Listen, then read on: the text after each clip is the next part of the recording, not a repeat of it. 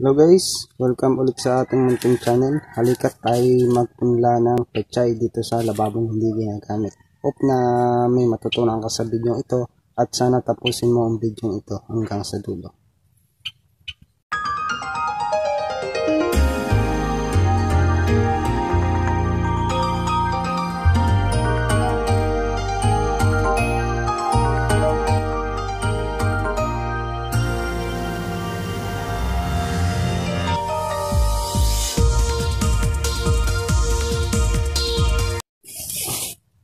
So guys, halika't tayo magpunla ng pechay dito sa may lababong natin hindi ginagamit. So guys, ito nga may butas yan guys, kaya hindi ko na binutasan. Lagyan na lang natin ng kulambo. Yan. Ito malaki yata kulambo natin. Yan. Sakan lang natin siya ng kulambo para hindi matapon yung lupa. Yan guys, no. So guys, ang gagamitin natin yung lupa dito is grayish soil.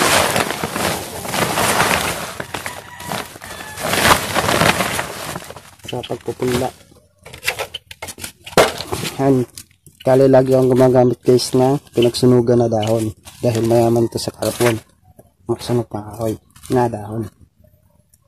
Guys. Maganda guys yung grayish na lupa kaysa sa clayish. Kasi guys yung grayish na lupa meron yung kasamang mga tuyong dahon na natuyo. O mga compost na napunta doon. Yan. Ito yung dahon na na-compose yan.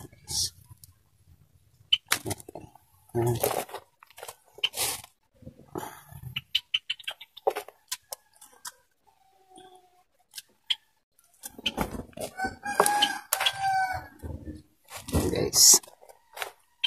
Ito nyo guys. Medyo buwagag siya guys, no? Yan. Pati nilatag na natin siya. Guys, kapag magso-soil mixing kayo, ang opinion ko lang guys, kapag gagamit kayo ng loam na lupa o galing sa sunugan, mas maganda guys yung mga tuyong dahon na sinunog. Yun kasi ang natural way ng fertilizer natin.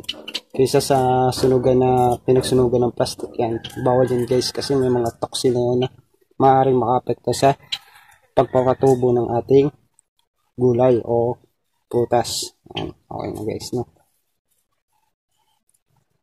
Tapos guys, budbud na natin yung ating pechay. Pagkat na lupa natin.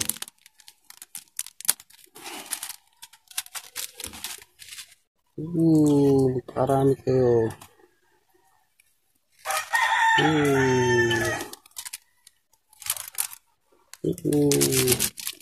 Parami kayo.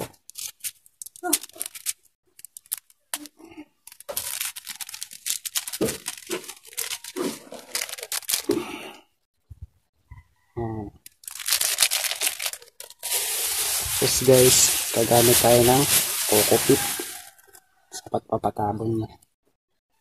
Yan. Ako tinatawag. Tawag sa kupare ko dito, kusot ng lubi.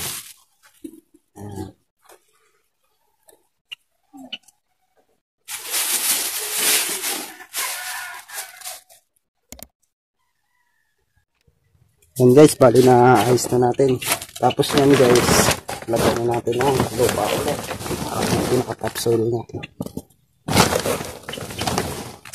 Kita nyo guys yung pagkabughat ng ating pagkukuha kayo guys ng lupa. Ganda na gray soil ang ano natin kaysa yellow. Kasi pag yellow, play yan guys. Masyadong malagkit. Ito guys yung kukuhanan nyo ng lupa nito guys. Dito sa mga tuyong dahon guys. Sa mga gilid ng ano, mga pupuno. Yan guys, ang ganda yung mga lupa doon kasi gray at nandun yung mga compost, punong compost. So guys, hope na panoorin nyo rin yung ano, yung isa kong vlog na kung saan ako kumukuha ng lupa sa gilid ng bundok. Yan, parang maganda.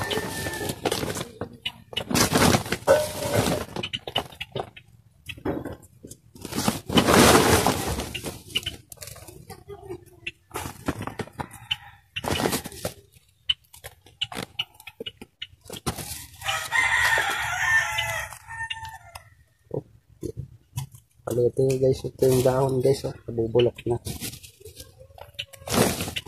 Guys, yan, nakakompose na yung mga ganito yung dahon. Yan.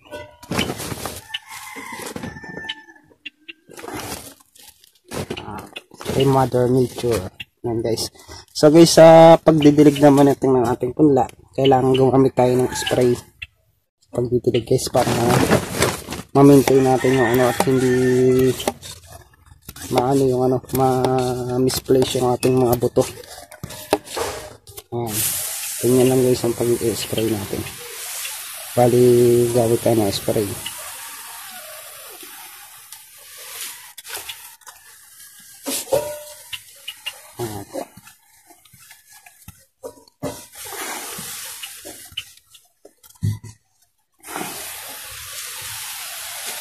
Bali, purong top water to guys. Itong ginagamit niya ang spray. Para lang ba guys, hindi ma-misplace yung ating buto. Kasi guys, kapag gagamit tayo ng running water na masyadong malakas yung current, yung pressure, ma-misplace yung ating buto at magkakumpul-kumpul sila kung saan sila tutup. Maganda guys na ganito yung gagamitin natin sa pag-i-spray. Bomba.